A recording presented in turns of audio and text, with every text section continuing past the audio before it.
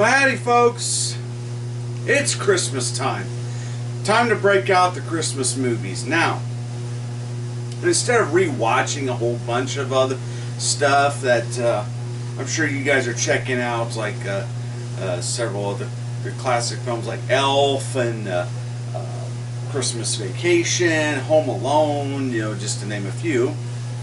But I'm going to continue on what I started last year, which is go through and select a few of the Hallmark countdown to Christmas movies that have been produced throughout the years. And so, as you may or may not know, but Hallmark has started up their own streaming service, Hallmark Plus.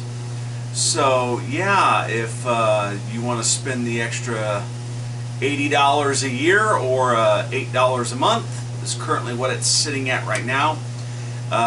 It's among the cheapest of the streaming services, but they give you a rundown of some of the benefits of subscribing to it as well, because you can use it on the website to go towards buying the keepsake ornaments and some of the other things that they sell, as well as their greeting cards and so on and so forth.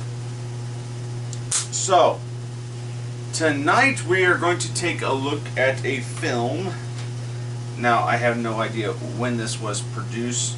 The DVD is from 2022, so it is 2 years old. I may pull up some information. This came a part of the Countdown to Christmas 6 movie collection. What volume? I forget what volume this is, but it's the one that looks like this. You can find it at Walmart.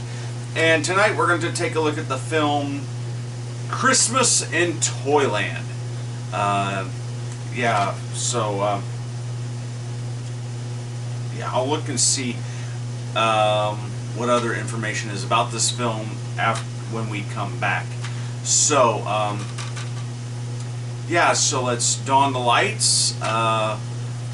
I've already got my my jammies on, my nice little ET blanket here, cozy up. I got a drink. I got some of the AMC Theaters popcorn, popped it in, put it in the bowl. So, and I dropped a kernel. Still good. So, that being said, let's watch Christmas in Toyland.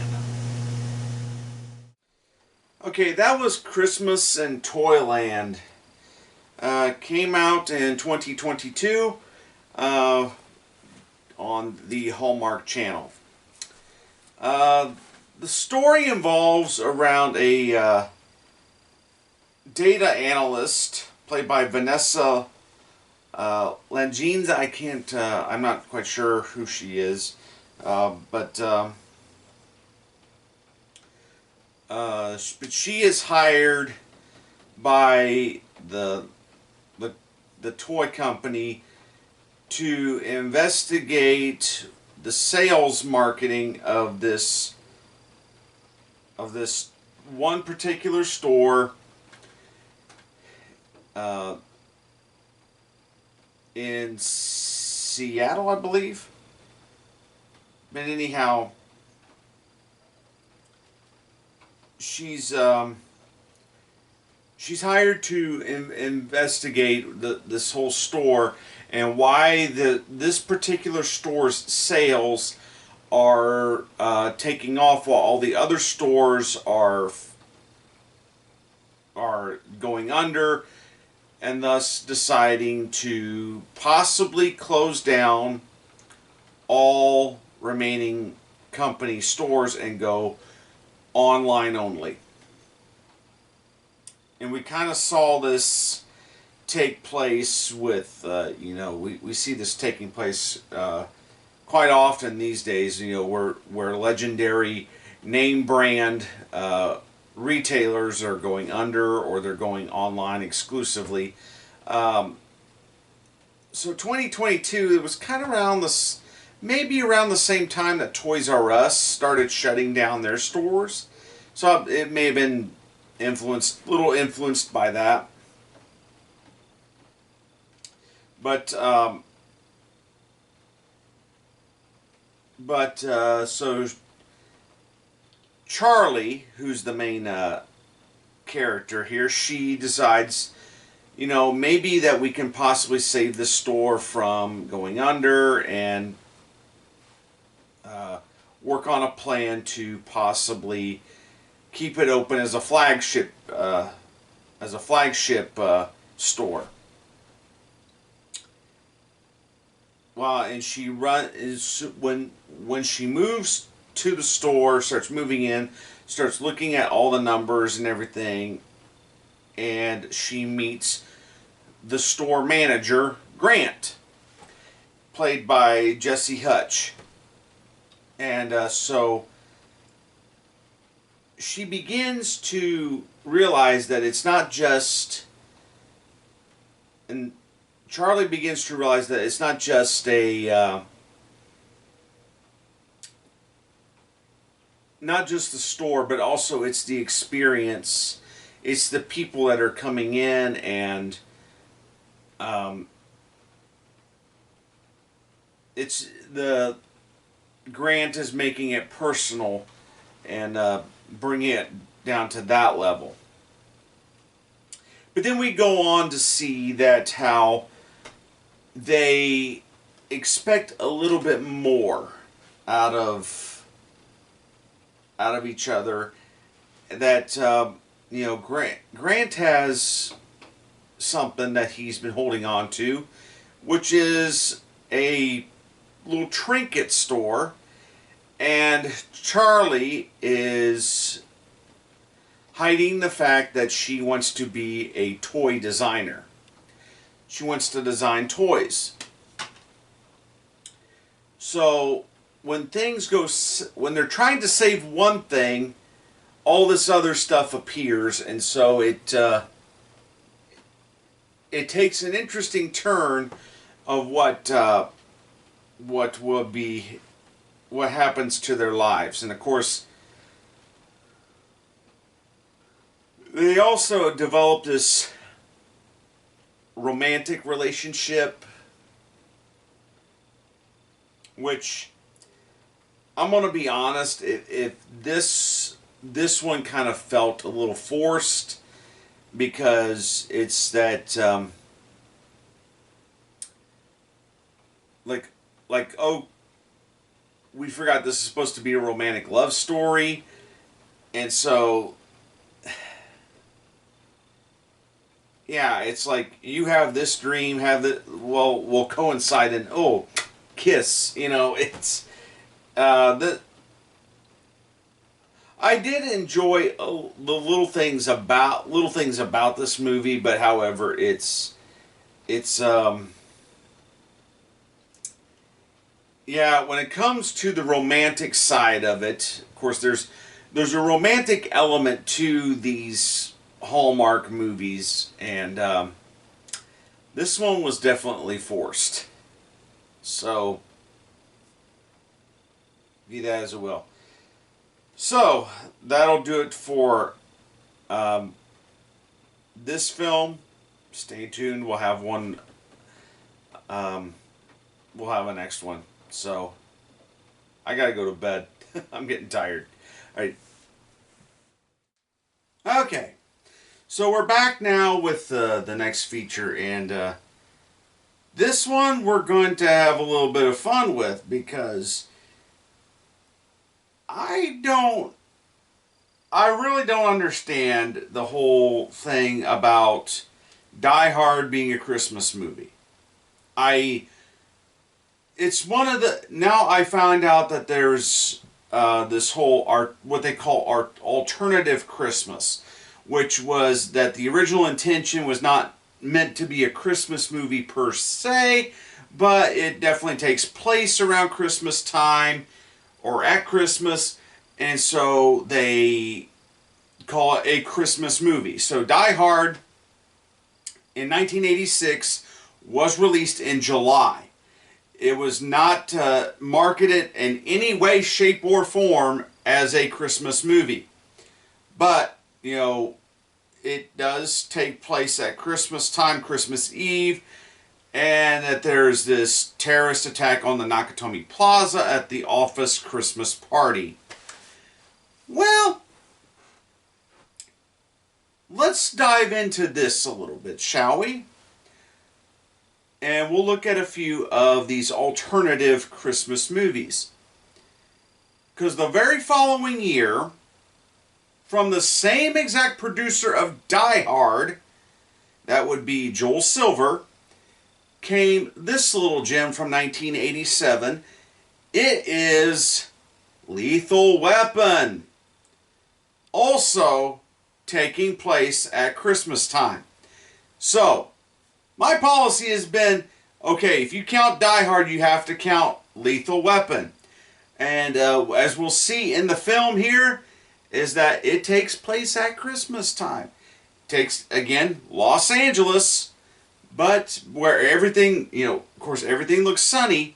So, we'll take a look at Lethal Weapon from 1987, directed by Richard Donner, starring Mel Gibson, Danny Glover. From Warner Brothers, it's Lethal Weapon. Well, here it is the next day, and of course, it was just, I didn't really keep track of the time when I started watching the movie, but it was kind of late when the movie wrapped. But that was Lethal Weapon from 1987. So we have here Martin Riggs, played by Mel Gibson, who is a loose cannon of a cop, a detective, and he's grieving over his deceased wife. And of course, this all taking place at around Christmas time. And we also have Roger Murtaugh, played by Danny Glover, who's a police detective who's on his way into retirement. And instead, he is partnered with Mel Gibson to investigate what we think is a suicide. Because when the film opens, it opens at this high-rise in Los Angeles with a young girl who has obviously, we see that she has I'm trying to explain it to everybody, but and keep it decent. But she has basically prostituted herself out, and she is addicted to drugs. And upon investigation, that they find out that she is the daughter of this.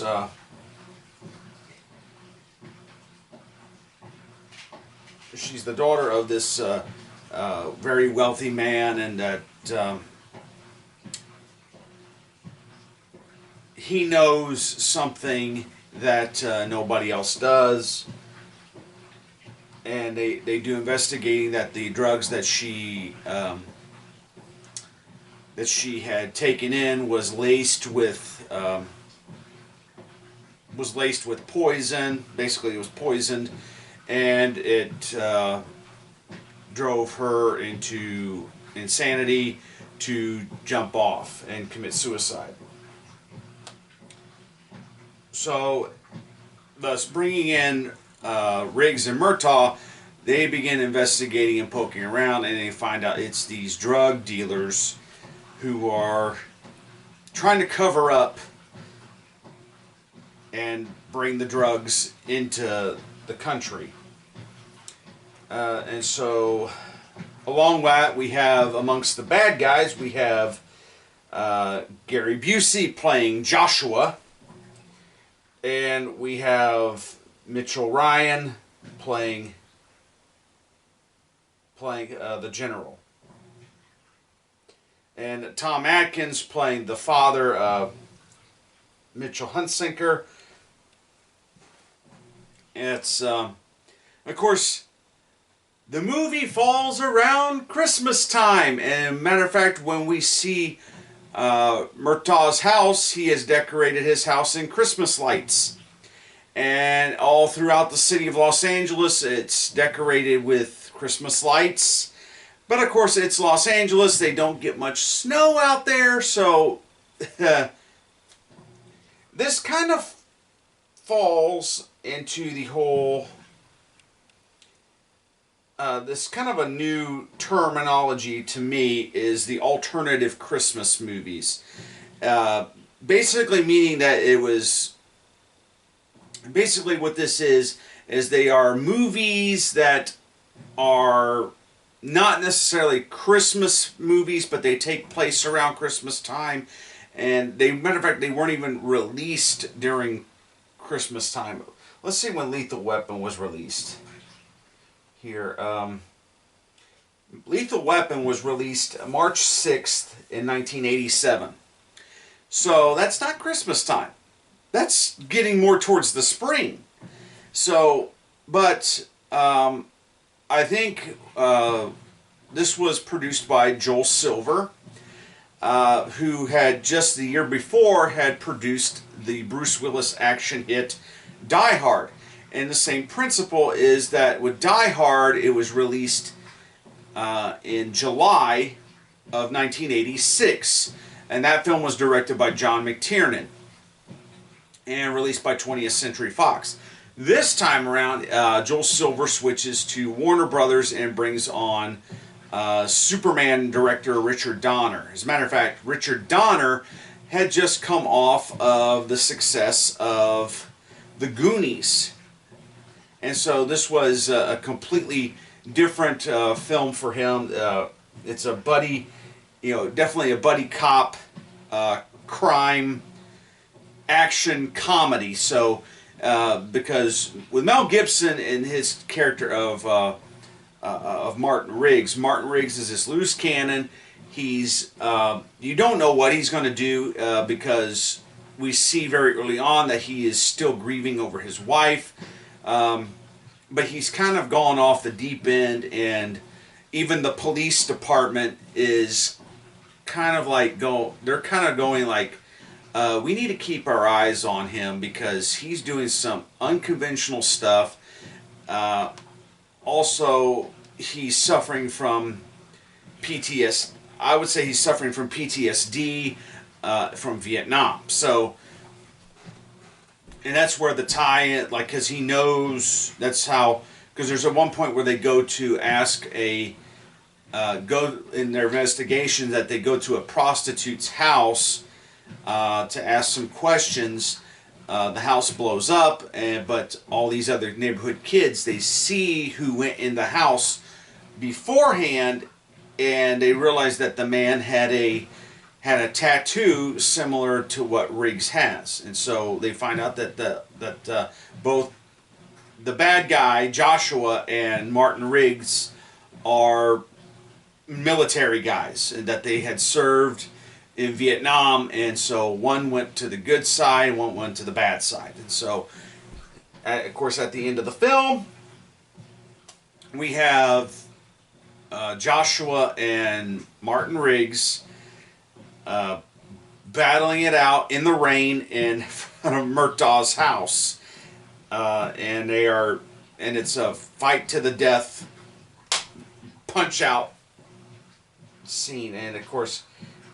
Gets me excited every time because you're like, yeah, get him, and it's like watching wrestling, really. Because even before the fight begins, Mel Gibson, Riggs says, "You want another shot at the title?" So that's something that professional wrestlers would do, but not necessarily. But it's that attitude. You want another shot at this? Come get it. It's Yeah, this movie definitely still holds up. And here's my policy towards this. Since everybody is saying, Die Hard, there's a lot. I shouldn't say everybody, but, it's very divisive on whether Die Hard is a Christmas movie or not. I guess that's up to your decision if you want to watch it. I just do it just to blow people's smoke and say, hey, it's not. You don't release Christmas movies in July. There's a friend of mine, I sent him the poster. I said, you don't release Christmas movies in July. And it's, yeah, and of course it takes place in Los Angeles, so it looks like summertime all the time. So, but in this case, I would say if you're going to count Die Hard, you need to count Lethal Weapon as well, because it's exactly 1 year later with Lethal Weapon. So almost exactly. It's what, 8 months difference in release, but yeah, if you're going to count Die Hard as a Christmas movie, you need to count Lethal Weapon.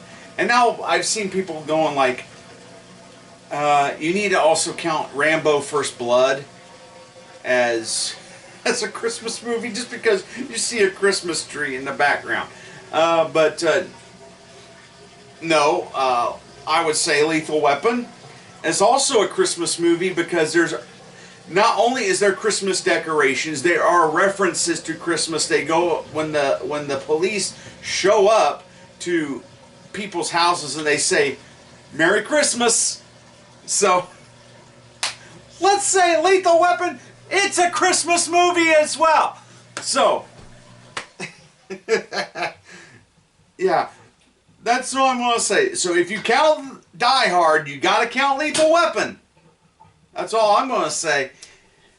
And both movies are definitely, this first one. I need to kind of rewatch the original Lethal Weapon series.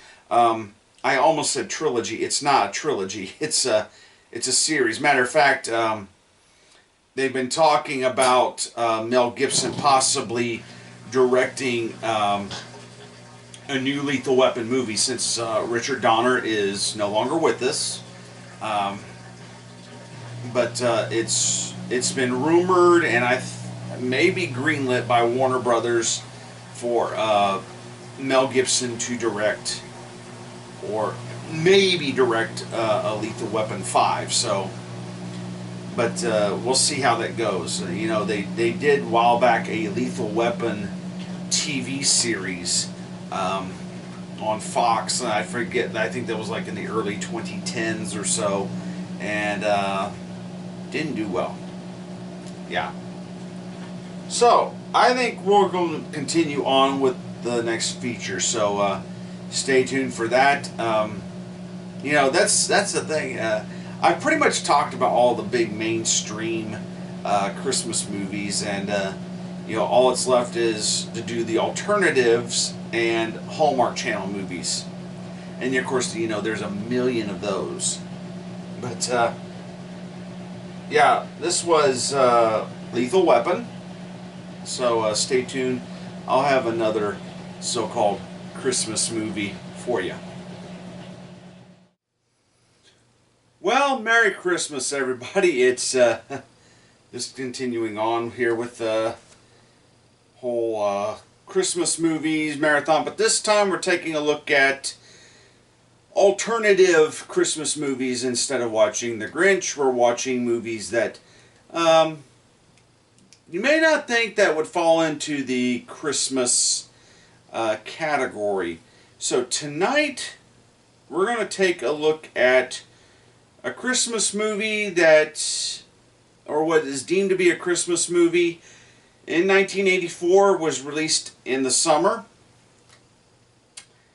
And of course, this came from the, I don't want to say the mind of Steven Spielberg, but definitely out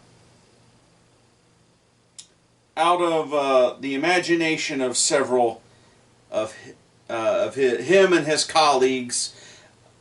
Directed by Joe Dante. Again, from 1984, it is Gremlins. Yeah, they opened this Christmas gift in the summer of 1984, I do believe. Yeah,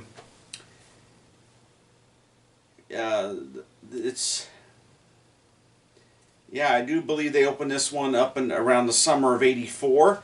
So grab the. I don't want to say grab the kids because I'll get into a little bit about Gremlins here. Um, but I want to say if you leave it up to the parent, the parents. It is rated PG, but treat it as a PG-13 is what I would do. But that's up to you whether you want to do that or not.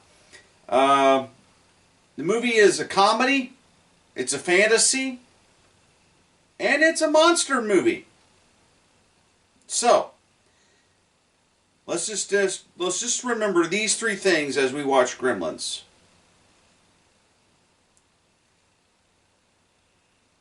Never expose them to the light.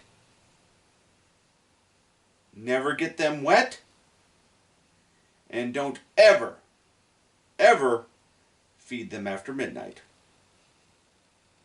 From Warner Brothers, 1984, directed by Joe Dante, produced by Steven Spielberg and Amblin Entertainment, Gremlins.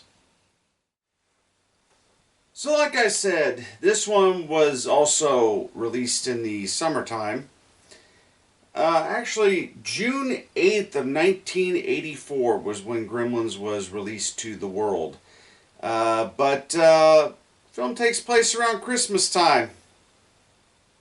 So, and everybody's like pointing out, okay, yeah, it's a Christmas movie because it takes place around Christmas time. Well, is it really? I mean, it's just, it's quite interesting how people depict this stuff. But we pick up in the middle of, actually when the film opens up, we meet Rand Peltzer. And he's this kind of absent-minded professor type character where he's inventing things and the things don't work, and so he's wanting to buy a Christmas gift for his son Billy. And Billy, when Rand returns home with the package, and he gives Billy the instructions on what to take care of their little creature. All three of them eventually get broken within the first 15 minutes. And of course, chaos ensues. Well, you just saw the film, and so this was a movie, again, that it's just nuts. It's three different styles of movie wrapped into one. You have the fantasy elements where Gizmo is kind of like the E.T. like creature, kind of cute and cuddly creature, and then it's a horror movie with the monsters coming out of nowhere, and they're hiding in in places and tormenting people. And also it's a comedy, because the Gremlins, let's face it, what they're doing is like something that you would see out of a cartoon. Now, to go even further, Gremlins 2, The New Batch, which was the sequel that came out in 1990, that film is basically everything cranked up to 11 on that film, and it very much is a live action cartoon. It actually kind of parodies the original movie. But with Gremlins 1, the film was written by Chris Columbus, who would go on to direct Home Alone. And originally, in Chris Columbus's original script, it was going to be much more darker than what ended up on screen. And it was Steven Spielberg, who said, uh, we need to tone this down a little bit because he had just come off the success of E.T., and so pretty much following E.T., he had to keep some things that were E.T. like, and so in the original script, Gizmo was going to turn into Stripe. But Spielberg said, "No, I need something that's I need that character to stay good, and so have one of the offspring gremlins be Stripe." And it was a much more darker and much more gorier film. It was a straight up horror movie. When they originally when Chris Columbus originally wrote the script, and matter of fact, Joe Dante says in the commentary on in the film is that at one point, when the mother is being attacked in the kitchen, the gremlins won the battle, and rather than the mom just being hurt or going to stay with the doctor, she was going to be killed by the gremlins. When Billy walks in the house, her head was going to roll down the steps. That was in the original script. But that being said, what they did tone down and did change still caused some controversy back in the day. The original Gremlins was rated PG. And Spielberg at the time kind of had a little bit of trouble. By this time, he had made Jaws, Close Encounters, Raiders of the Lost Ark, and E.T. Well, he also produced Poltergeist.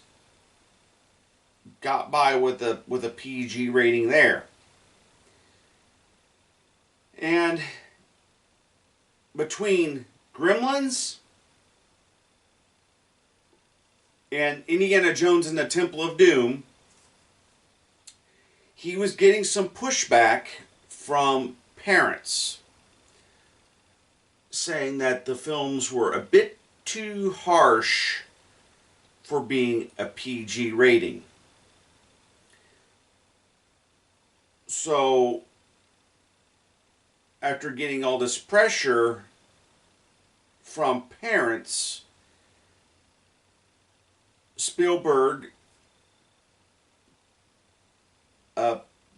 had pitched an idea to the head of the MPAA, who was Jack Valenti at the time, saying, can't there be a rating between PG and R?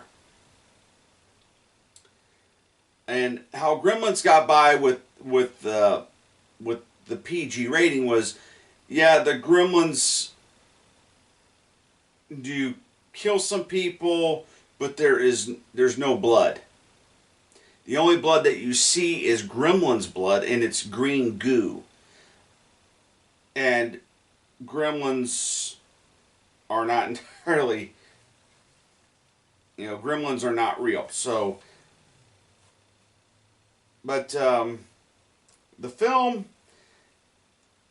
it definitely holds up. It's just a fun movie. It's funny, it's scary, it's got the cute and cuddly stuff.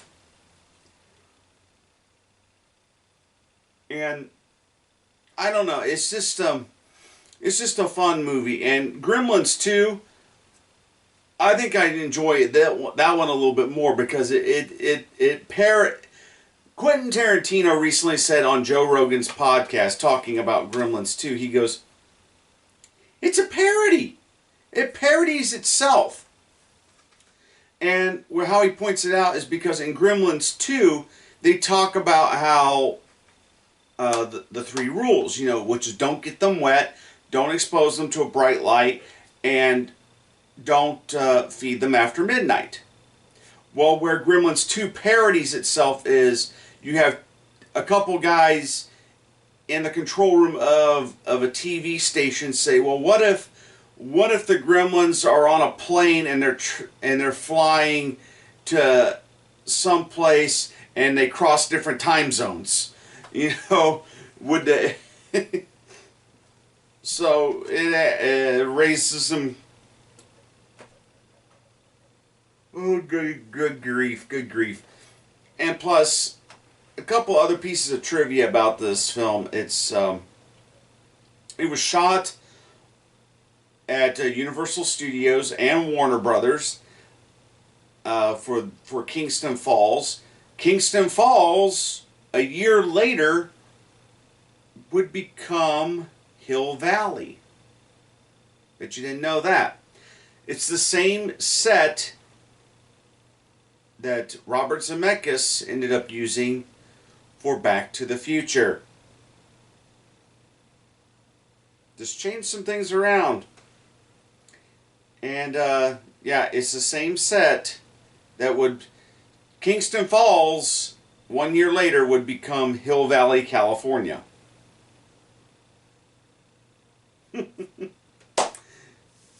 Wonderful how movie making is. And of course you have... Also, there are several cameos in this film. There's, you know, from Judge Reinhold playing the snotty partner of the banker, the young guy, and you have Chuck Jones making an appearance, critiquing Billy's drawings. Jerry Goldsmith and Steven Spielberg are make a cameo, like simple walk on, walk off shots. But yeah, Gremlins, it's just a fun movie. There is one scene, one last thing. There is one scene in the film that almost got cut out because it's really such a dark and depressing scene. And it's a scene when Billy yeah, it's a scene when Billy and Gizmo and Phoebe Cates' character, Kate, walk into the bank, and this is after the gremlins are out attacking Kingston Falls.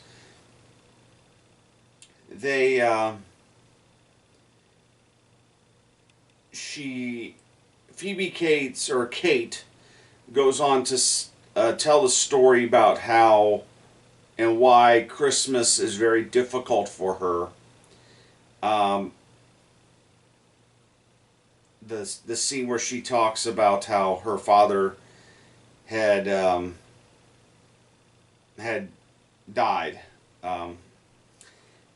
That scene was almost cut out of the movie and Spielberg tried to beg and plead Joe Dante to cut that scene out because he thought it was too down and depressing. You know, get back to the gremlins torturing and whatnot, but yeah, it is kind of a downer scene, and it adds to her character. Like we find out why, because earlier on in the film she says, I just don't like Christmas and whatnot, but we find out why, because they explain in the film that her father was going to come down the chimney on Christmas Eve, and he was going to be Santa Claus, but he had slipped and fell, and you know, that was it. But again, Gremlins is a fun movie. Do check it out. Is it a Christmas movie? I would say, yeah, it takes place on Christmas Eve. That's what makes it Christmassy. Now, Gremlins 2 is a different story. It takes place in the spring and the summer, and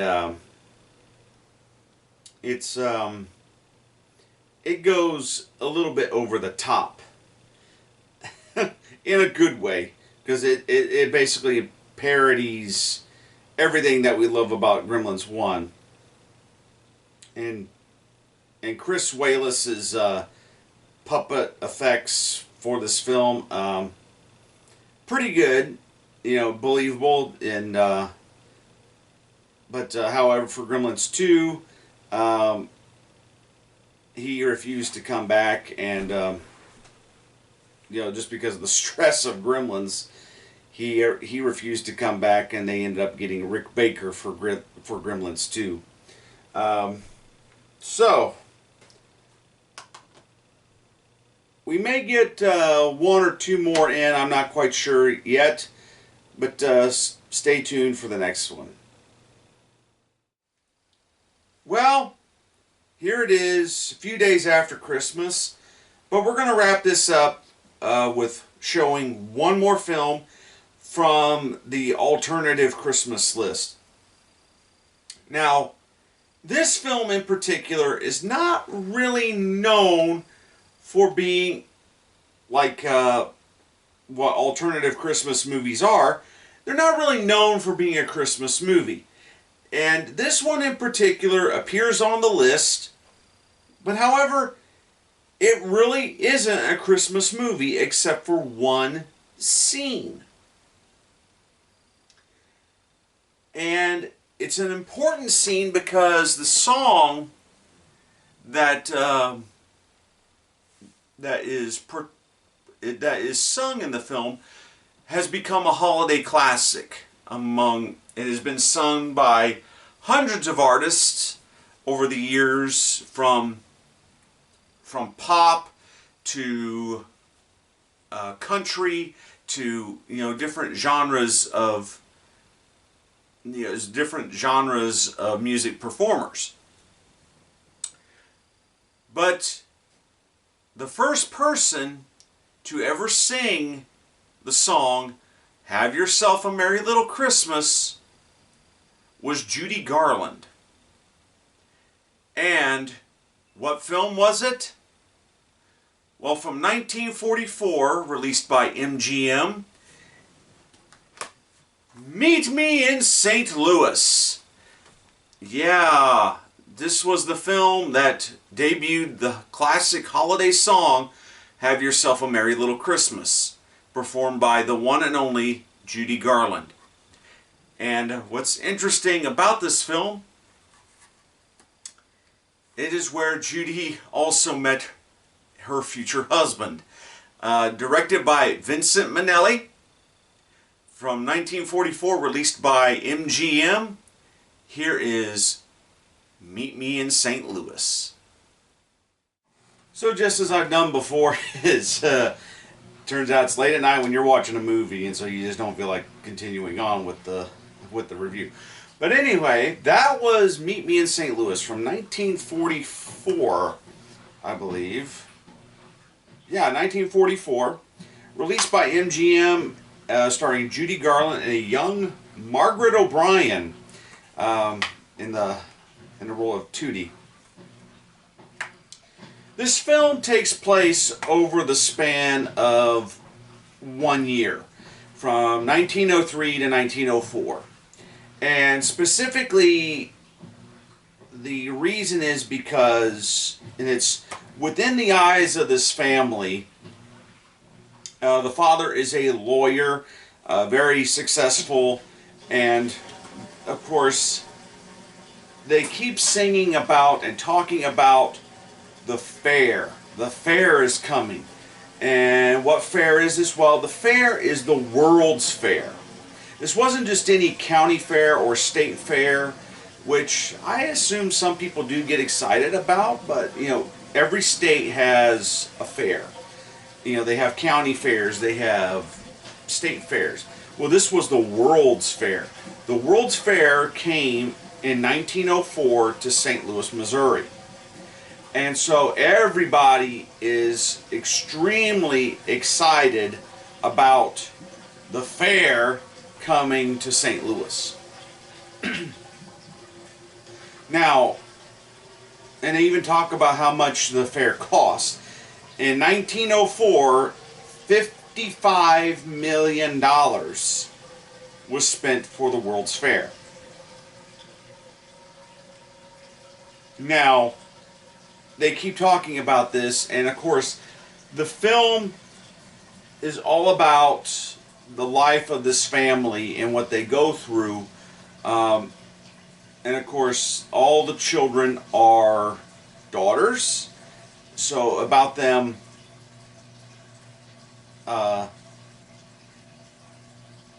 developing relationships with young men, and so as you can see where this is going to go.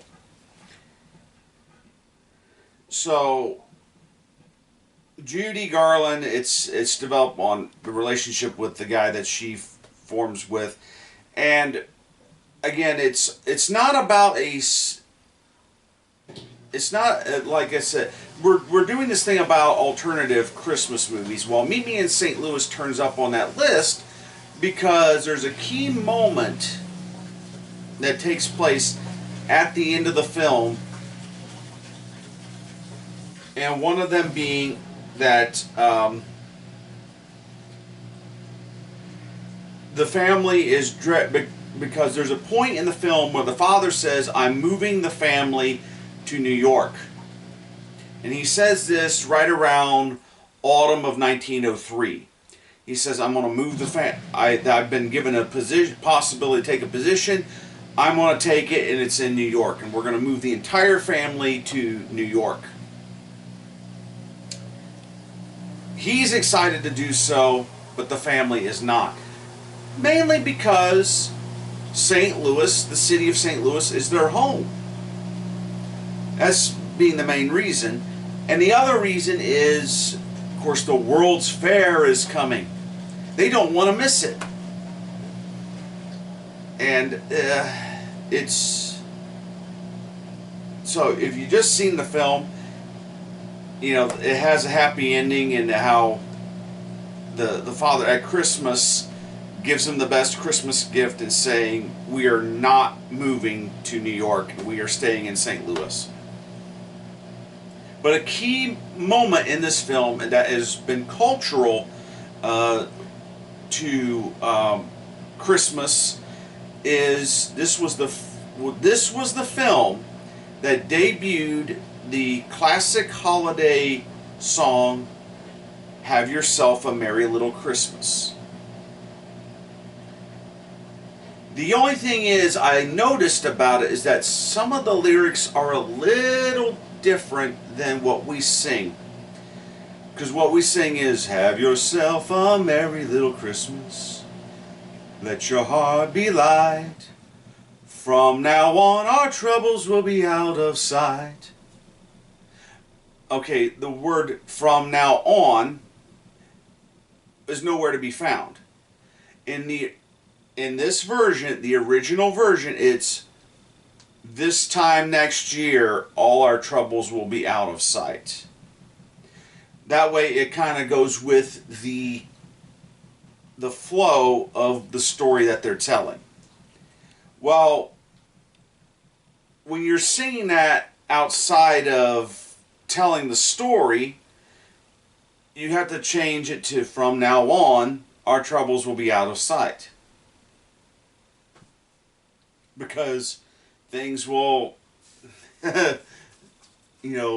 it's Christmas time, so the next year will be better, That's the thought process behind it.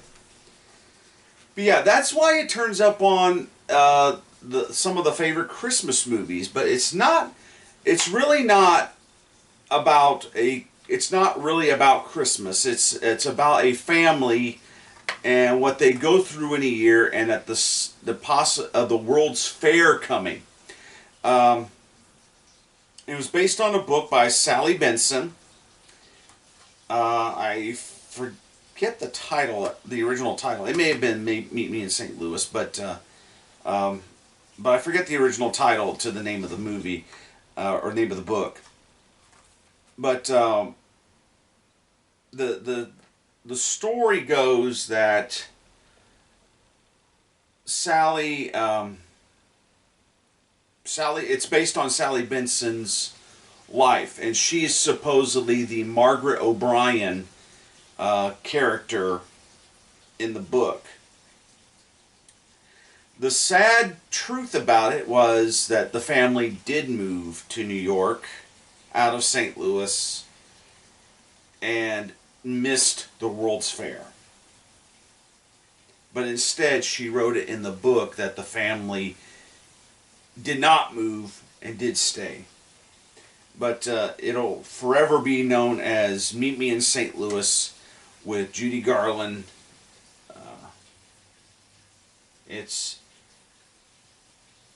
It's still a wonderful little movie. It's got there's comedy, there's drama, it's just a whole bunch of movies rolled up into one, and of course it's a story about family. It's not, like I said, it's not about Christmas does fall into it, but also there's a bit in there with Halloween and Thanksgiving and the summer and the 4th of July. But the main thing is the fair is coming. The World's Fair is coming to St. Louis. And so they don't want to miss it. So, but it still turns up on Christmas movies list because of the fact that by the end of the film, the happiest ending and a classic song has become a popular Christmas holiday song that is sung by, it's been sung by hundreds of artists from all over the world, from Vince Gill, Garth Brooks, Celine Dion, I believe, Neil Diamond, just several people have sung the song "Have Yourself a Merry Little Christmas," So I think that's why it turns up on many Christmas movies lists. But my first encounter with Meet Me in St. Louis actually came when I was in 6th grade. We had a teacher. She loved to show several movies, and I think she really was a big fan of Judy Garland. And she chose to show us Meet Me in St. Louis. And I forget the particular reason why we watched Meet Me in St. Louis. And I think it was maybe we were studying something. I forget exactly. But we ended up watching Meet Me in St. Louis, and that was the first time I ever saw it. Didn't see it again. I knew about it, but there was this film, and there was another film by the name of Where the Lilies Bloom that we watched in class. Now to be fair, we were reading the book Where the Lilies Bloom as well. So we were simultaneously reading the book and watching the movie. But the thing was, I had never seen those films again since 12th grade. But Meet Me in St. Louis was a little bit easier to get a hold of because the Warner Brothers has the Warner Archive, and so they also have everything that MGM produced pre-1985 to conception. Now, the reason for that is because of Ted Turner. Ted Turner, when he started up his TNT and TBS TV stations, he wanted content to play, and not only that, had purchased the MGM studio and ran it for a few years before selling it back to Kirk Kerkorian.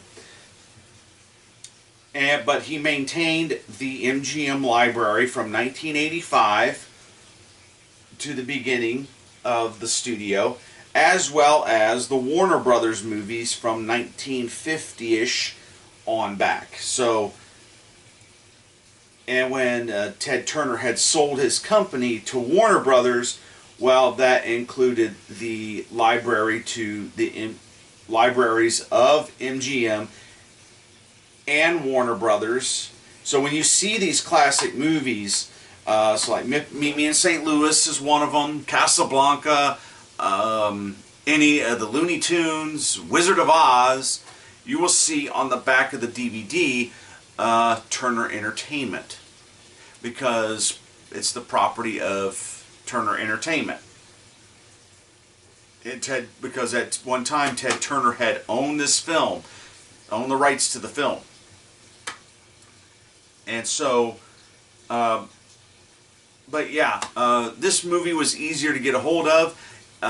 Check Amazon if you want to make a purchase on Blu-ray or DVD, because yeah, I got this through Warner Archive. It was either Warner Archive or Turner Classic Movie. Anyway, it's all rolled into one, but they go through Amazon to distribute. But yeah, Meet Me in St. Louis. If you if you like musicals, this is a good one to throw into that. It also has the classic song, the Trolley Song, which was the other. There's like 3 big songs from Meet Me in St. Louis. Have Yourself a Merry Little Christmas, Meet Me in St. Louis, and the Trolley Song are all big. They were all big songs, but Have Yourself a Merry Little Christmas probably fares a little bit better than the other 2. It's more memorable. But yeah, Meet Me in St. Louis. And this will also close out our Christmas movie marathon. Now we'll jump into New Year's in a few days, and so probably sometime next week we'll go through some New Year's movie and just watch some other movies, some different things. And I've thought about what to watch, but be a bit more difficult.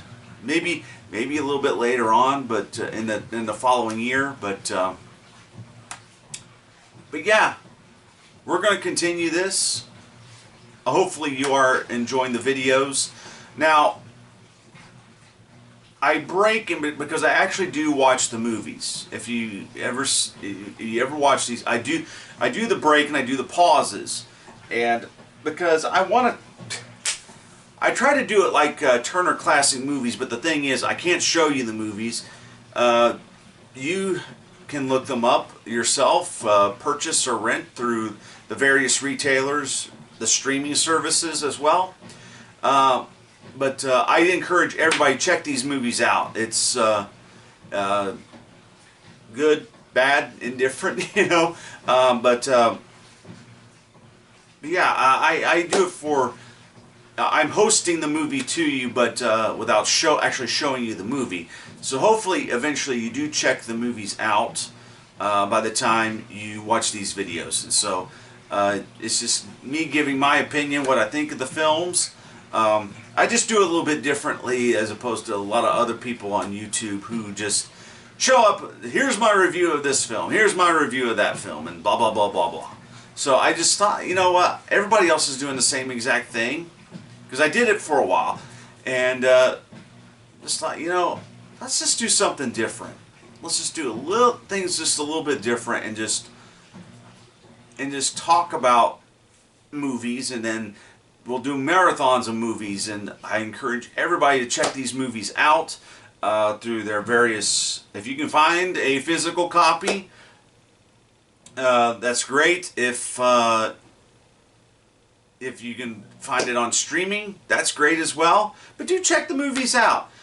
So, yeah, movies like, I don't know about Meet Me in St. Louis. Possibly it is on Max. I don't see a reason why it wouldn't, because, you know, Turner Classic Movies is on Max. And so this is in their library, definitely. So, yeah, and if you'd like a physical copy, Amazon, you know. But yeah. So for this Christmas, I want to say Merry Christmas to you. Hopefully you've had a decent year, and here's to the next year. Until me, so from me to you, See you later.